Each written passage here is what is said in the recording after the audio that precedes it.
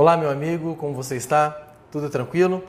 Vamos resolver umas questões agora de direito constitucional, exatamente para a gente tentar melhorar, fechar todo o estudo que você fez ao longo deste encontro, né? E são várias questões que nós vamos trazer para você aqui, que vão revelar as características de várias provas de concurso público que tem pelo país, né? De várias bancas, como a FCC, a Consulplan, né? Nós vamos fazer questões também que tem um estilo muito parecido com a do CESP, ou seja, tudo para que você possa continuar estudando conosco e esteja preparado para vários concursos públicos. Esse é o nosso objetivo aqui com você, tá? Sempre trazendo aí o perfil e a característica de cada questão. Preparado então? Tá com seu caderno de exercício na mão? Canetinha para você fazer anotações? Beleza. Então nós vamos começar agora esta resolução de exercícios. Primeira questão aparece na sua tela aí. No que diz respeito ao direito à inviolabilidade de domicílio, é correto afirmar que: letra A, ninguém pode violar a casa à noite, mesmo que munido de autorização judicial. Letra B, a casa é asilo inviolável e em nenhuma hipótese se pode nela ingressar sem o consentimento do morador. Letra C, o conceito de casa é restrito e abrange apenas a residência com ânimo definitivo. Letra D, a casa à noite torna-se violável nas hipóteses de flagrante, desastre e prestação de socorro, porém é necessária autorização judicial. E letra E, a casa é violável no caso de flagrante, desastre ou para prestar socorro. Uma questão bacana, uma questão de múltipla escolha.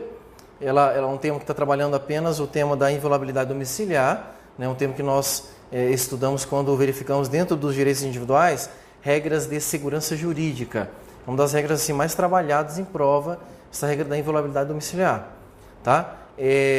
Lembrando daquilo que já foi estudado e aquilo que você tem à sua disposição no material, que você pode depois dar aquela consultada, e ainda lendo o texto constitucional, algumas informações podem ser retiradas. Primeiro, a casa, como regra, é um asilo inviolável, o que significa dizer que ninguém pode entrar na sua casa sem o seu consentimento, sem o consentimento do morador. Perfeito. A Constituição trouxe para nós 4 exceções desta inviolabilidade. Quais são essas exceções? Você pode entrar na casa sem consentimento do morador, no caso de flagrante delito, desastre para prestar socorro ou por determinação judicial. Lembrando que a Constituição fez uma ressalva. No caso de determinação judicial, você só pode entrar na casa se for durante o dia. Isso mesmo, durante o dia. No caso de flagrante delito, desastre para prestar socorro, pode entrar a qualquer hora. Perfeito? Esta é a interpretação básica da inviolabilidade domiciliar. A partir de então, a gente vai analisar cada uma das assertivas para verificarmos qual delas está certa e qual delas estão erradas. Tranquilo? A letra A está muito interessante, né? A letra A diz que ninguém pode entrar na casa à noite, né? Mesmo que esteja munido de autorização judicial. Essa questão está errada, né? Por que ela está errada? Ela está errada porque na casa você pode entrar durante a noite em caso de flagrante delito, desastre ou para prestar socorro, né? Nesses casos independe de haver autorização judicial, tá? Então a primeira assertiva aí, a letra A, questão errada, a gente já elimina ela aí da nossa lista. A letra B, ela é um pouco pior, né? A letra B, ela fala que não existe nenhuma hipótese de ingresso na casa da pessoa sem o seu consentimento. Logo, essa questão também está errada, considerando que a Constituição prevê 4 situações excepcionais onde se pode violar o domicílio sem o consentimento do morador. Na letra C, nós temos aí também uma questão muito interessante para a sua prova, já numa perspectiva doutrinária e jurisprudencial. O conceito de casa, para que ele seja considerado inviolável pela Constituição, não abrange apenas aquelas residências, casas onde as pessoas residem com ânimo definitivo. Tá? O conceito de casa ele é mais abrangente e ele pode englobar, por exemplo, um estabelecimento profissional ou comercial. Até temos julgados no STF aí que considera como casa inviolável o quarto de um hotel.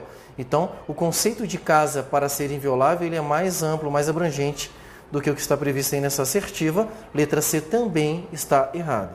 A letra D é muito bacana, porque ele faz uma confusão gigantesca, né? Ela fala que você pode entrar na casa da pessoa durante a noite, em caso de flagrante delito, desastre, prestar socorro, e que nestes casos é necessária uma autorização judicial. Imagina você tendo que arrumar uma autorização judicial para prestar um socorro para alguém que está pegando fogo dentro da casa, né? Completamente descabida. A letra D também está errada. E por fim, nós temos aí a letra E, que é a nossa resposta correta, que traz as 3 situações onde é possível violar o domicílio, né? Caso de flagrante delito, desastre ou para prestar socorro, é possível você entrar na casa da pessoa sem consentimento do morador. Ou seja, neste momento a casa é violável nessas 3 circunstâncias.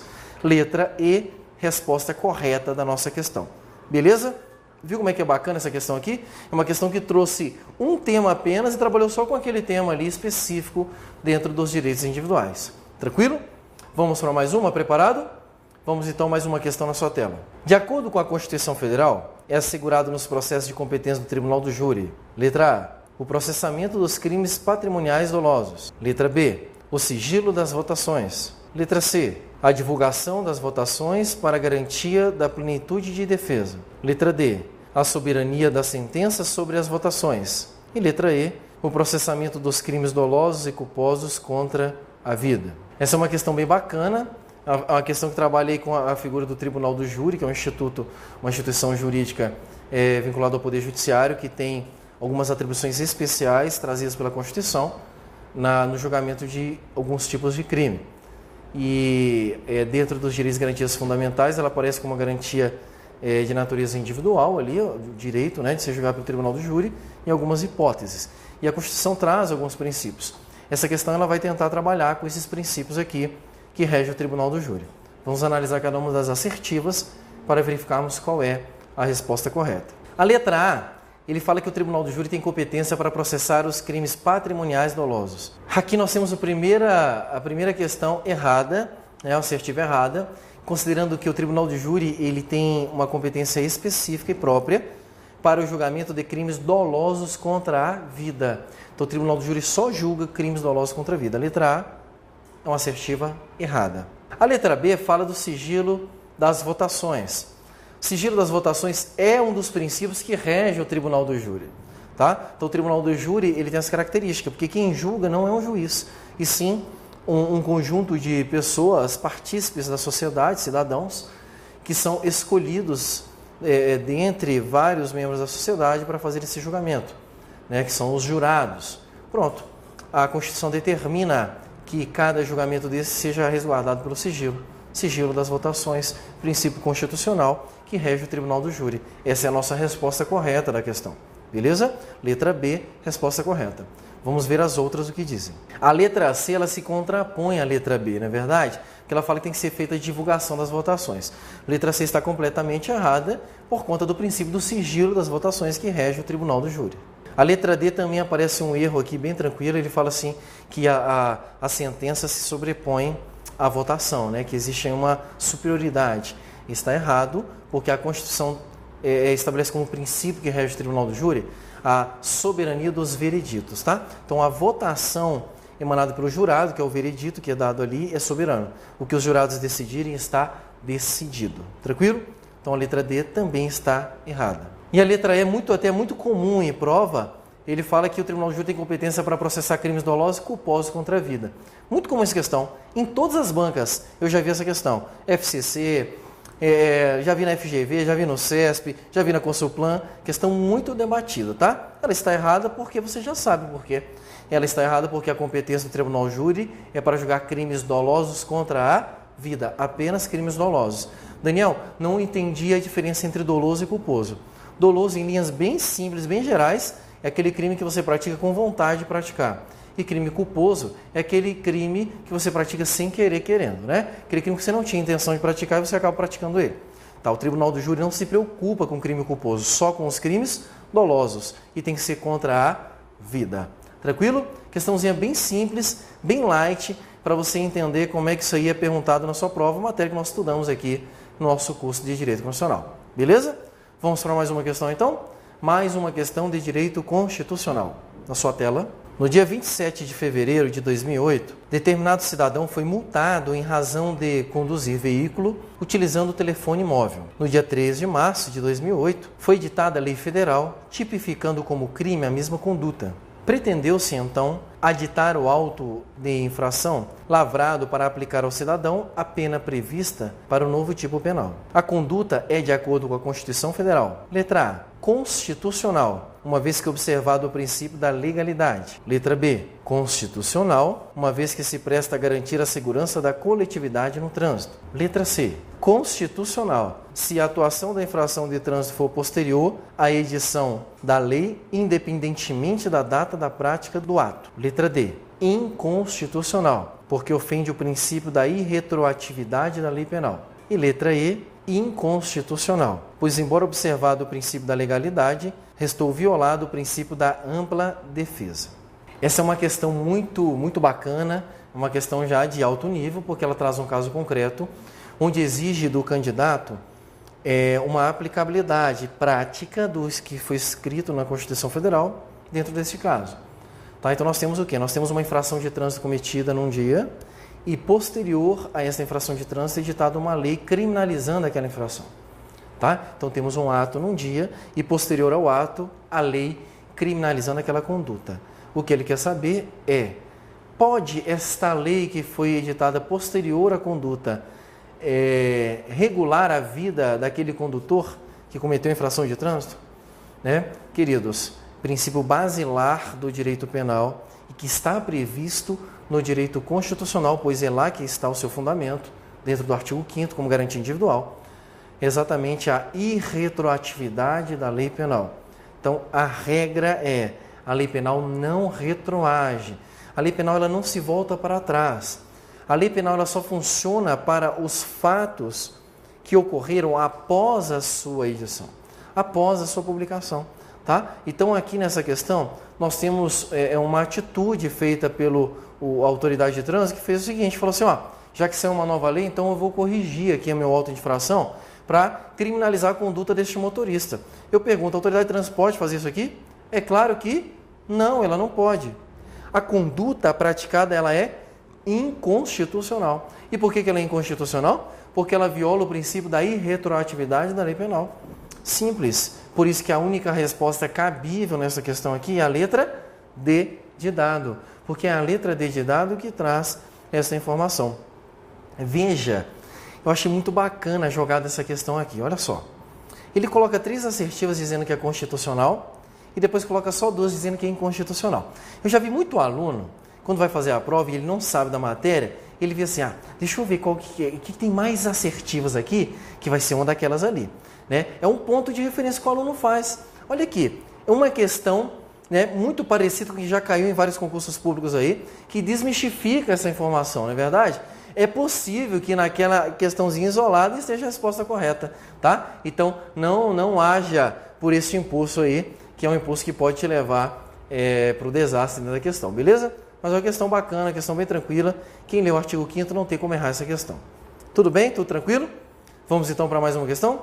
Mais uma questão na sua tela. Os princípios da ampla defesa e do contraditório, letra A, são garantidos por lei complementar, especialmente editada para esse fim. Letra B, são inerentes aos processos judicial e administrativo. Letra C, só se aplicam aos processos judiciais na área penal e na área civil. Letra D, não se aplicam aos processos administrativos não punitivos. E letra E, não se aplicam em nenhuma espécie de processo administrativo. Essa questão é uma questão muito legal, trabalha com 2 princípios constitucionais, que também estão no artigo 5º, o princípio do contraditório e ampla defesa. É muito importante aí, decorrente até do devido processo legal, muito útil como segurança jurídica dos membros da sociedade diante principalmente do Estado. Né? Então, nós vamos tentar, através da interpretação de cada uma das assertivas, descobrir qual que é a resposta correta dessa questão. A primeira assertiva, a letra A, ele fala que a garantia desses 2 princípios é feita em lei complementar, que é editada para este fim. Essa questão, não sei de onde foi tirada, tá? Mas não tem nada a ver, não tem nenhuma informação que me chegue a esta assertiva como correta. Assertiva incorreta, tendo em vista que o fundamento do princípio contraditório e ampla defesa é constitucional. É na Constituição Federal que encontra-se regulamentado esses 2 dispositivos. Ok? Então a letra A descartada porque ela está errada. A letra B, ela diz que o contraditório e ampla defesa são inerentes aos processos judiciais e administrativos. Pronto, fechou. É o que a Constituição diz. A Constituição diz que esses dois princípios são garantidos tanto em processos judiciais quanto em processos de caráter administrativo. Pronto, acabou. Né? Questão bem tranquila, questão certa. Letra B é a nossa resposta dessa questão. Mas não paramos aqui. Né? Quando a gente estuda questões, quando a gente resolve questões, nós temos que descobrir as certas e as erradas. Vamos então analisar as demais. A letra C diz que só se aplica a processo judicial, penal e civil. Já está errado até por causa da letra B, ela se contrapõe a B. A B falou que é judicial e administrativo, que é o que a Constituição diz. A letra C então está errada. Está errada porque contraditório e ampla defesa também existe em procedimento administrativo. A letra D, ela é curiosa, ela diz que não se aplica aos processos administrativos não punitivos. Olha só, contraditório e ampla defesa, ela se aplica em qualquer procedimento que exija a versão da outra parte. Não necessariamente numa situação que tenha caráter punitivo.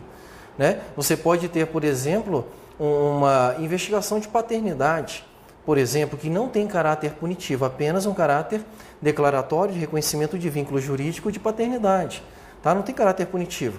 Uma pessoa alega que o outro é pai, a pessoa que está sendo questionada judicialmente como sendo pai, ela tem direito ao contraditório e ampla defesa.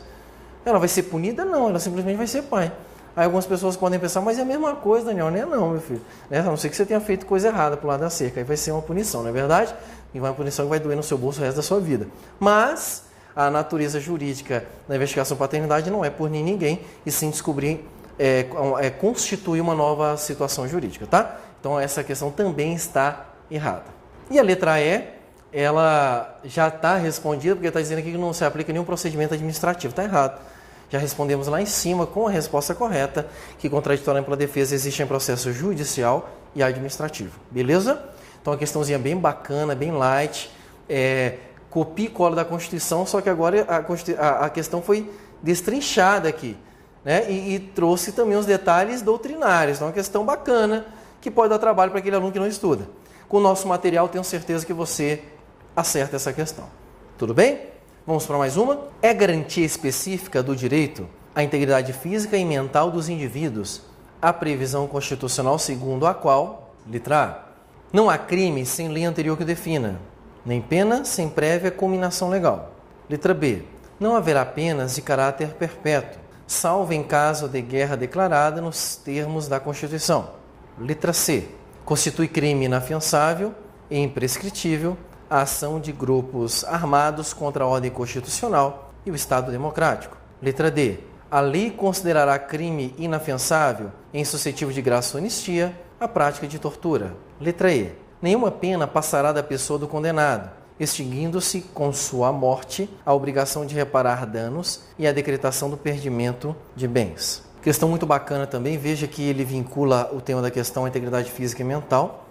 Né? E nós temos aqui que analisar cada uma das assertivas para descobrir qual que é a correta. Nessa primeira assertiva, a letra A, que diz que não há crime sem lei anterior que defina, nem pena sem prévia combinação legal, muitos de vocês podem pensar, opa, esse aqui está certo. Mas ela está errada. E por que ela está errada? Porque ela não se relaciona com o comando da questão. O comando da questão, ele está querendo saber sobre direitos individuais que estejam relacionados à integridade mental e física do indivíduo. E esse dispositivo é um dispositivo de garantia e de segurança jurídica que rege a organização normativa do direito brasileiro. Não tem nada a ver com integridade física ou mental. Por isso a letra A está errada, tá? Muita atenção com esse tipo de questão que costuma ser cobrada em provas como, por exemplo, da FCC ou mesmo da Consulplan. Né? O cara ele pede um comando, coloca uma assertiva que está escrita na Constituição, mas que não tem nada a ver com o comando. Você tem que estar ligado nisso aí, tá? Já a letra B diz que não há pena de caráter perpétuo, salvo no caso de guerra declarada. Só se for na Constituição do examinador, não é verdade? Porque na nossa Constituição não existe essa regra. A única situação onde existe uma exceção por causa da guerra declarada é em relação à pena de morte. Pena de caráter perpétuo não possui exceção na Constituição Federal. Letra B, questão errada. Na letra C, ele fala que constitui crime inafiançável e imprescritível ação de grupos armados.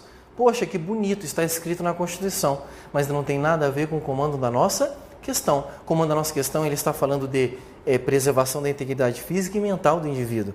Letra C também está errada. Apesar dela estar prevista no texto constitucional, ela não tem nada a ver com o comando da questão. Muito cuidado, gente, com esse tipo de questão, hein? Já a letra D diz que a lei considerará crime inafiançável e insuscetível de graça ou anistia a prática de tortura. Opa, tortura tem alguma coisa a ver com a integridade física e mental do indivíduo? Poxa, Daniel, tem tudo a ver. Opa, se tem tudo a ver e o que a questão afirmou está de acordo com a Constituição Federal, achamos nossa resposta, então, letra D de dado, resposta correta desta questão. E a letra E, por fim, ela vai trazer aí que a pena, apesar de ser personalíssima, ela extingue-se com a morte do indivíduo e extingue também com a morte a obrigação de reparar o dano e a decretação de perdimento de bens. Essa questão está errada porque a pena física é personalíssima, aquela prisão, a reclusão, isso é personalíssimo. Mas a reparação pelos danos, ela pode passar para os herdeiros até o limite do valor do patrimônio transferido. Então essa letra E também é uma questão que está errada por discordar com o texto constitucional. Tranquilo? Fica uma questão bem bacana, é uma questão que ela confunde o candidato pela jogadinha que é feita, tá? Então você tem que ter muito cuidado com ela. É uma questão que pode derrubar o candidato simplesmente porque o candidato não prestou atenção no comando da questão com as assertivas. Tranquilo? Vamos mais uma questão na sua tela. Sobre os direitos e deveres individuais e coletivos previstos na Constituição da República Federativa do Brasil, marque a alternativa incorreta. Letra A. A lei estabelecerá o procedimento para a desapropriação por necessidade ou utilidade pública ou por interesse social, mediante justa e prévia indenização em dinheiro, ressalvados os casos previstos na Constituição da República. Letra B. No caso de iminente perigo público, a autoridade competente poderá usar de propriedade particular, assegurado ao proprietário e indenização anterior, se houver dano. Letra C. Aos autores pertence o direito exclusivo de utilização, publicação ou reprodução de suas obras, transmissível aos herdeiros pelo tempo que a lei fixar.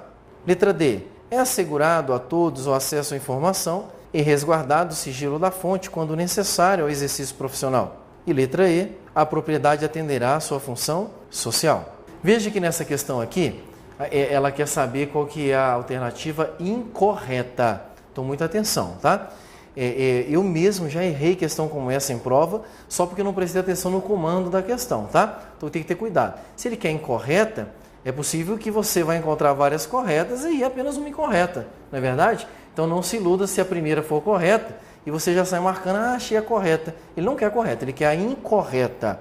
Vamos analisar cada uma das assertivas para verificarmos qual é a nossa resposta. Na letra A, que apresenta aí um tema de desapropriação previsto dentro da Constituição Federal, está corretíssimo.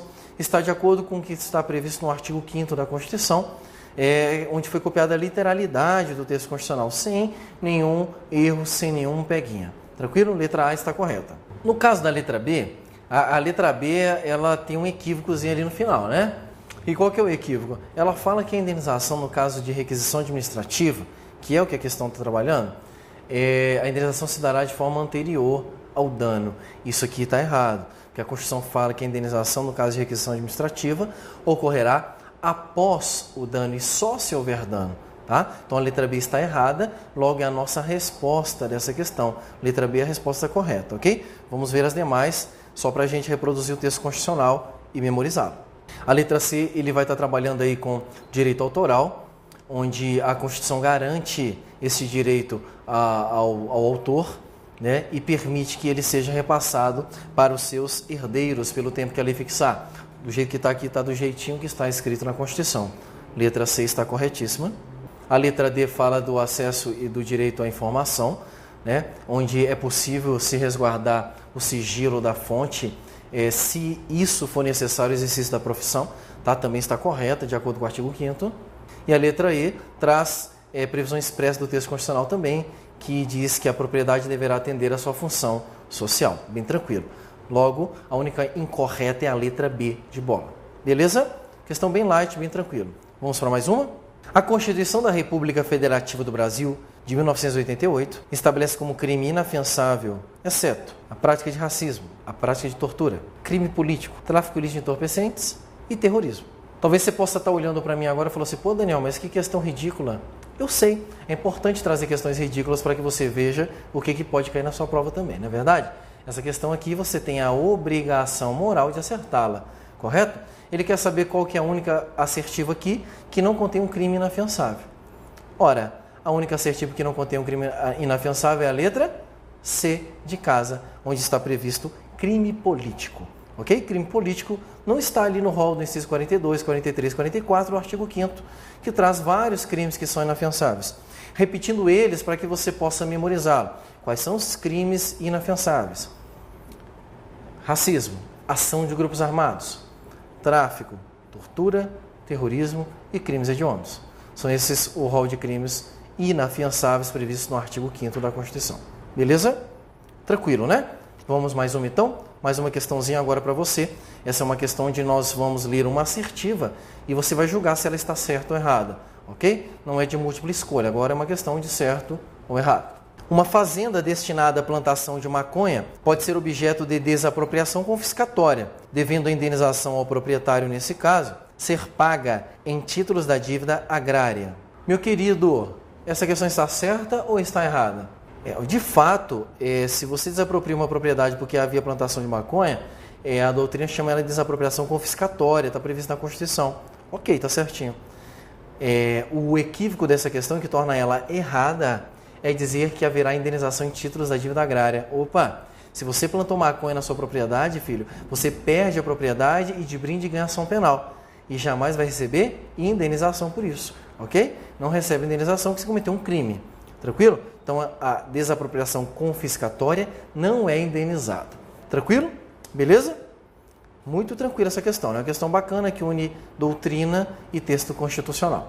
Vamos mais uma? O direito à duração razoável do processo, tanto no âmbito judicial quanto no âmbito administrativo, é um direito fundamental previsto expressamente na Constituição Federal. Certo ou errado essa questão? Exatamente, né, gente? Essa questão está certa. Ela é a leitura parafraseada do inciso 78 do artigo 5º, que traz para dentro dos direitos fundamentais a chamado princípio da celeridade processual. Celeridade processual significa rapidez processual. Significa dizer que o processo ele tem que tramitar com agilidade. É isso que essa questão quis dizer, é isso que a Constituição exige como direito fundamental. Questão correta para você. Beleza? Vamos mais uma na sua tela. O sigilo das comunicações telefônicas é inviolável, podendo ser rompido somente por autorização judicial ou por decisão da autoridade policial responsável pelo inquérito, quando existirem fundados elementos reveladores da prática de crime. Então, meus queridos, certo ou errado essa questão? Questão errada, né? Sigilo de comunicação telefônica, lembre-se sempre, só pode ser violado por determinação judicial. Tanto faz se é no momento processual ou se é no inquérito policial. Quem autoriza a quebra desse sigilo? Só o juiz. Por isso que a questão está errada. Porque ela disse que a autoridade policial pode fazer essa quebra. Questão errada. Beleza? O que nós vimos aí? Nós vimos questões de múltipla escolha, nós vimos questões de certo e errado, para que você perceba, dentro daquilo que nós estudamos com você, como que é fácil, como é simples acertar uma questão em prova, desde que você realmente esteja estudando com seriedade e compromisso. Você tem que saber para onde você quer ir. E com certeza você chegará lá. Beleza? Equipe Alfa Concursos, com você até a sua aprovação. Um abraço e até a próxima. Encontro com vocês.